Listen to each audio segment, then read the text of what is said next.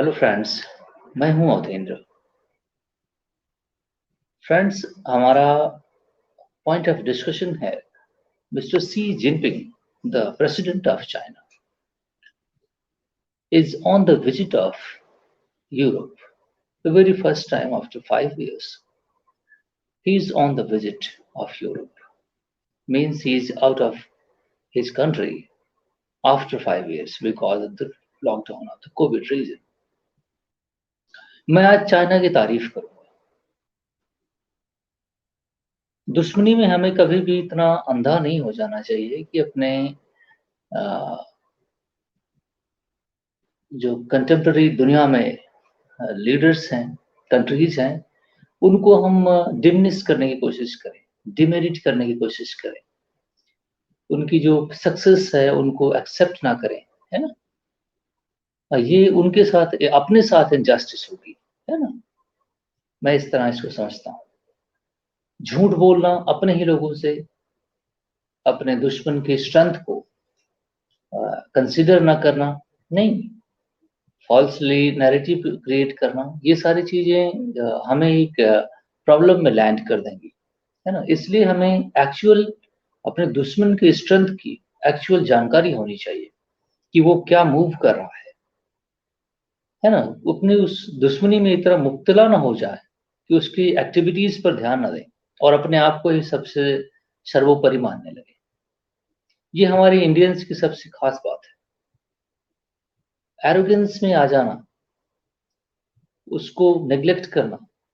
हमारे पास public debate में, discourse में केवल एक कंट्री है, पाकिस्तान। पाकिस्तान से भारत को क्या थ्रेट हो सकता है? अगर भारत पाकिस्तान को कंसिडर करता है तो आप समझ सकते हैं कि कितनी बुरी बात है ये। मीन्स भारत के पास कोई स्ट्रेंथ नहीं है अगर वो पाकिस्तान से कंपैरिजन करता है। पाकिस्तान एक बैंकरप्ट कंट्री है, फेल्ड कंट्री है, उसके पास कुछ भी नहीं है, बावजूद उसके भारत अपने इलेक्शन कैंपेन, इलेक्शन जो प्रोसेस है, पब्लिक डिस्कोर्स की जो है कॉन्सेप्ट, उसमें केवल पाकिस्तान को एड्रेस करता है ना, और अपने आप को खुशी मनाता है। लेकिन यहीं बगल में इतनी बड़ी पावर पैदा हो गई, पब्लिक डिस्कोर्स का कभी पॉइंट ही नहीं बना। मिस्टर प्राइम मिनिस्टर मोदी और उनके बाकी जो गुर्गे हैं, अमित शाह या फिर और शाह जो भी हैं, उनका कभी भी, या कांग्रेस का भी कभी भी ये एजेंडा नहीं रहा कि how to tackle China. Public discourse में इसको कभी लाने की कोशिश नहीं की, क्योंकि अपने आप को इंफीरियर फील करते हैं कांग्रेस चाइना के साथ कॉम्पीट करने में। मैं ऐसा नजर आता है, क्योंकि इनकी सारी जो पॉलिटिक्स है ना, वो ओपन अप हो जाएगी, है ना, चाइना के साथ अगर कंपैरिजन किया तो। पर कैपिटा इनकम 12,000 से ऊपर है, हमारी तो 2500 है ना। चाइना है वो हमारे साथ ही ग्रोथ किया। 1980-90 तक पर कैपिटा इनकम भारत की उससे ज्यादा थी। ऐसा क्या हो गया कि वो इतना आगे निकल गया? और ऐसा तब क्वेश्चन होगा लीडरशिप से ना, है ना। अभी वीक से आप कंपैरिजन करते हैं तो अपने आप को स्ट्रांग पाते हैं, लेकिन स्ट्रांग से करें, वो स्ट्रांग से इसलिए करें क्योंकि वो हमारे इमीडिएट नेबर है। उसका पैदा होना हमारे लिए डायरेक्ट थ्रेट है, हमारे बॉर्डर पर डायरेक्टली प्रॉब्लम क्रिएट कर रहा है। उसके ऊपर हमें नजरें रखना बहुत जरूरी है। लेकिन पब्लिक डिस्कोर्स की, डिस्कशन की तो पॉइंट ही नहीं है। कोई नाम नहीं लेता चाइना का, कंपैरिजन करने की बात नहीं करता। पब्लिक्स में अगर मैं बात कभी कर रहा हूं तो कुछ लोग कमेंट करते हैं कि तुम इंडिया को डिमिनिश करने की कोशिश कर रहे हो। देश हमारा है ये। I have to question.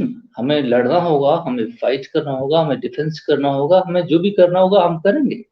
हम इस पर कॉम्प्रोमाइज करने के लिए तैयार नहीं है। लेकिन अपने दुश्मन की स्ट्रेंथ को जानना और उसके साथ हम अपने आप की प्रिपरेशन करें, है ना। हमारा एक्चुअली चाइना अगर कहीं दूसरे कॉन्टिनेंट में होता तो दिक्कत नहीं थी, इमीडिएट नेबर है। मिस्टर जयशंकर साहब का एक बुक है, वो मेरे पास रखी हुई है, द इंडिया वे। उसको मैंने पढ़ा। उसमें उन्होंने चाइना के बढ़ते हुए स्ट्रेंथ को उन्होंने बराबर पॉइंट आउट किया है, हाउ टू एड्रेस चाइना उन्होंने बताया है, लेकिन वो पब्लिक डिस्कोर्स का नहीं, हमें ये चाहिए कि हमें पब्लिक डिस्कोर्स में उसको ले आना, पब्लिक डोमेन में ले आना, नहीं उस पर डिबेट हो, और फिर हम अपने स्ट्रेंथ इंप्रूव करने की कोशिश करें, अपने पॉपुलेशन को गैल्वनाइज करें, है ना, कि हमारे पास थ्रेट है, how to deal with that, और फिर हम उसको स्ट्रेंथन करने की कोशिश करें, क्योंकि चाइना बहुत बड़ी स्ट्रेंथ है हमारे इमीडिएट बॉर्डर पर, और हमारा थ्रेट भी है, इसको हमें बहुत कंसिडर करना है। चाइना के पास हर वो चीज है, हर वो बेहतरीन चीज है, दुनिया में सबसे बेहतरीन कंट्री अगर आज कुछ ग्रोथ कर रहा है, वेल डिसिप्लिन्ड है, वो चाइना है। जितना मैक्सिमम अच्छा हो सकता है, हर जगह हर वीक पॉइंट पर हर लूप होल को बंद करने की कोशिश करता है, उसको एड्रेस करने की कोशिश करता है, ये चाइना की सबसे इंपॉर्टेंट चीज है। सिटीजन्स अवेयर है, अवेयर सिटीजन्स हैं, कहाँ वर्क करना, उनके वर्क कल्चर उन्होंने पूरा चेंज कर दिया 90 के बाद से, 1990 के बाद से उन्होंने पूरा वर्क कल्चर चेंज कर दिया। आप समझ रहे हैं, हर स्तर, अभी आप उनकी आर्मी पर्सनल्स को देखें, मिलिट्री पर्सनल्स को देखें, पीपल्स को देखें, कितना वो एक्टिव, स्ट्रेंथफुल। मैं उनको जब भी देखता हूँ ना, बॉडी में जितना भी जैसे लगता है कि एक्सरसाइज वगैरह करके पूरा फिट रखना अपने आप को, है ना, समझ रहे हैं, ऐसा नहीं ढुलमुल टाइप से किए जा रहे, ऐसा नहीं। अभी कल ही ऑस्ट्रेलिया की एक प्लेन जो है वो वहीं से पास कर रहा था, जस्ट पास कर रहा था ताइवान स्ट्रेट से, उसके एयर स्पेस का लिटिल बिट वायलेशन करने की कोशिश हुई, या में भी कोई मैन्यूवर करने में प्रॉब्लम हुई, इमीडिएटली चाइना के एयरफोर्स ने, चाइनीज एयरफोर्स ने इमीडिएटली अपने फाइटर जेट तुरंत ही उसके पीछे लगा दिए, इस हेलीकॉप्टर के पीछे ऑस्ट्रेलिया, और उसने तुरंत ही सिग्नल फायर किए कि आप हमारे रीजन को वायलेट कर रहे हैं। इमीडिएटली जस्ट, मतलब आप वायलेशन करने के पॉइंट तक पहुंचते ही हैं, मतलब आप कितना एक्टिव है मैं ये बताना चाहता हूँ, है ना, अपनी स्ट्रेंथ, अपनी अपने आप को किस तरह से वो प्रेजेंट करते हैं कि ये हमारी रेड लाइन है, ये हमारा स्पेस है, ये हमारी टेरिटोरियल बाउंड्री है, I will not compromise not a single inch, we are prepared, we are looking everything, हर एक्टिविटी पर नजर, बहुत अच्छी चीज है ये एक्टिव होना, इसी तरीके से ग्रोथ होता है। नहीं, भारत में जिस तरह पढ़ाई लिखाई का सिस्टम बन चुका है, एंजॉय कर रहे हैं हर आदमी। डेमोक्रेसी की सबसे बड़ी खास बात है कि वो एक फेल्ड सिस्टम है, डेमोक्रेसीज, जितने भी यूरोपियन कॉन्टिनेंट्स के सिस्टम्स हैं, अमेरिकन सिस्टम्स हैं, वहां पे फ्रीडम का गलत इंजॉय लोग कर रहे हैं। डेमोक्रेसी गलत चीज नहीं, फ्रीडम को गलत चीज तरीके से इंजॉय कर रहे हैं लोग। फ्रीडम बहुत अच्छी चीज होती है, अगर आप उसको, डेमोक्रेसी जो है वो कंपल्सन से चलती है, अगर आपके पास पैसा हो, तमाम हो गया, तो फिर करना क्या है, काम क्यों करेंगे, नहीं, एक जनरल से क्वेश्चन हो जाता है, काम क्यों करेंगे, हमारे पास स्ट्रेंथ आ गई तो काम फिर क्यों करेंगे, नहीं। अब एक क्वेश्चन तो एक फिलोसफर का हो जाता है कि अब भाई काम कोई क्यों करेगा, हमारे पास पैसा हो गया तो अब मैं एंजॉय करता हूँ, काम क्यों करूंगा, काम क्यों कोई करे। लोग इसलिए स्ट्रेंथ स्ट्रगल करते हैं कि हमारे पास फिजिकल चीजें हो जाए, घर हो जाए, बिल्डिंग हो जाए, नहीं खाने जीने की व्यवस्था हो जाए, इस वजह से तमाम लोग काम करते हैं।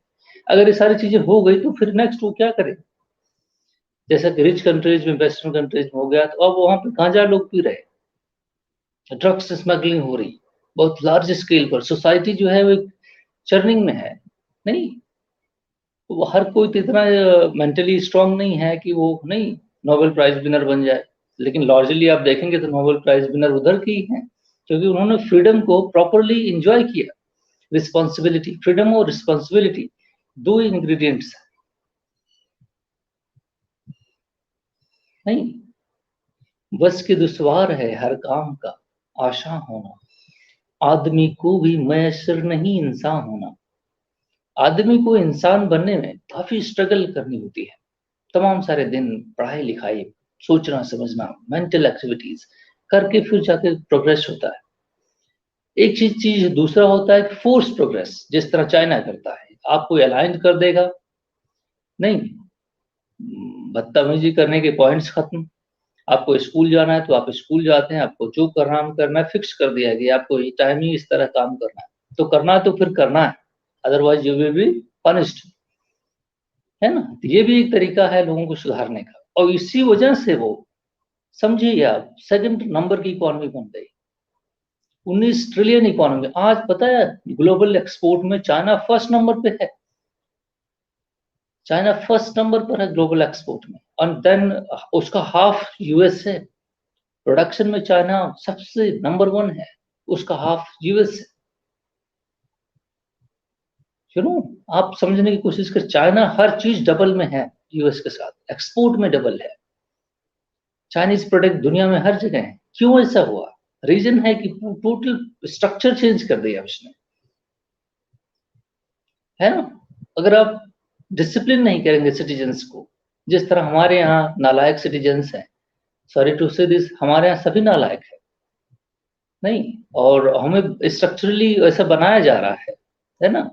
जो हमारे यहाँ तो एक्सप्लॉयटेशन का सिस्टम आज 4000 साल से है नहीं। सोसाइटी में कुछ लोग एंजॉय करते हैं, कुछ लोग उनको सर्व करते हैं नहीं। इस तरह हमारे यहाँ वर्ण सिस्टम, अभी मैं कल ही पढ़ रहा था इसको, वर्ण सिस्टम गुप्ता एम्पायर में, इनके एम्पायर, उनके एम्पायर में, लैंड डिस्ट्रीब्यूशन, प्रॉपर्टी डिस्ट्रीब्यूशन, कौन एंजॉय करेगा, कौन उनको सर्व करेगा, ये सारी चीज बनाई, एक एक्सप्लॉयटेटिव सिस्टम बना। भारत हमेशा से दलालों का देश रहा है, और ये इनडिसिप्लिन्ड कंट्री है, सॉरी टू से दिस। इसी में मैं पैदा हुआ हूँ, मुझे बहुत गुस्सा आती है हमारे अनएथिकल कॉन्डक्ट पर। हमें अपनी एक्टिविटी को, अपने आप को चेंज करने की बहुत जरूरत है।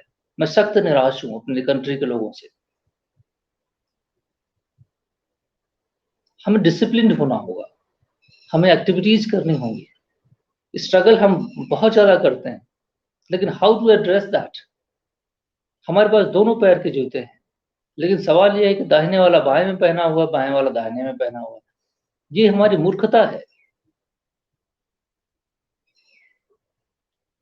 टॉप 10% लोग एंजॉय कर रहे हैं, बाकी 90% लोगों के ऊपर मेरी बात अप्लाई होती है, और 1-10% जो है एक्सप्लॉइटर हैं, वो 90% का अनइक्वल नेशनल डिस्ट्रीब्यूशन जो है हो रहा है, इसके पीछे प्रॉब्लम है।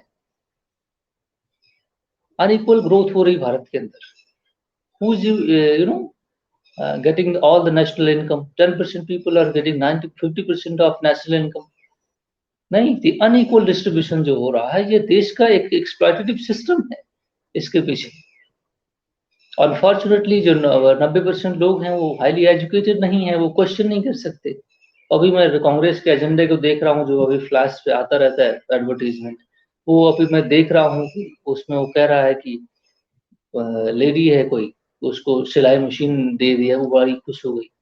अभी आप देखिए वीडियो आता रहता है ना बीच बीच में एडवर्टाइजमेंट, और हमें अपना लोन माफ कराना है, एमएसपी लेना है। नहीं, ये सारे फालतू के एजेंडे हैं कांग्रेस के। कांग्रेस के पास विजन ही नहीं है। मैं उसको कभी भी नहीं देखता हूँ कि उसके पास कोई विजन है हाउ टू गवर्न नेशन। और बीजेपी की इसमें कूटनीति के साथ दलाली है बीजेपी में, ये एक बड़ी समस्या है। एथिकल मोरल स्टैंडर्ड पर कोई पार्टी क्रिएट हो, एथिकल स्टैंडर्ड पर नहीं, और कंट्री को एक ट्रांसफॉर्म करने की एक विजन रखने वाली हो।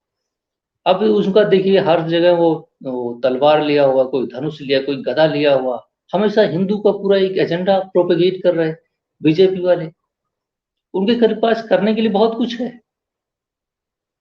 उन्होंने 10 सालों में बड़ा ट्रांसफॉर्म किया हुआ है, लेकिन अब फिर भी उनको रिलीजन और पाकिस्तान को एड्रेस करना, दो ही इश्यूज बचे हुए हैं। या तो वो समझते हैं कि पॉपुलेशन बेवकूफ है, इनको और सारे इश्यूज पे डिस्कस करोगे तो शायद समझ ही ना पाए। कोई रीजन तो होगा, उनके पास कहने के लिए बहुत कुछ है, वो सक्सेस उनका गिनाने के लिए, लेकिन वो इस रिलीजन के इश्यूज में लोगों को गैल्वनाइज कर रहे हैं वोट लेने के लिए। For what reason?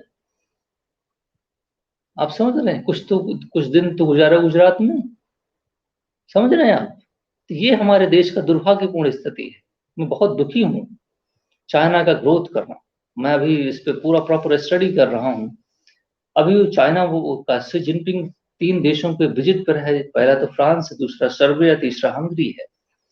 और उसके साथ उसने स्ट्रेटेजिक डिफेंस पार्टनरशिप, और सबसे इंपॉर्टेंट चीज, चाइना किस तरह से चाल चलता है यार, बहुत अच्छी रणनीति के साथ चलता है,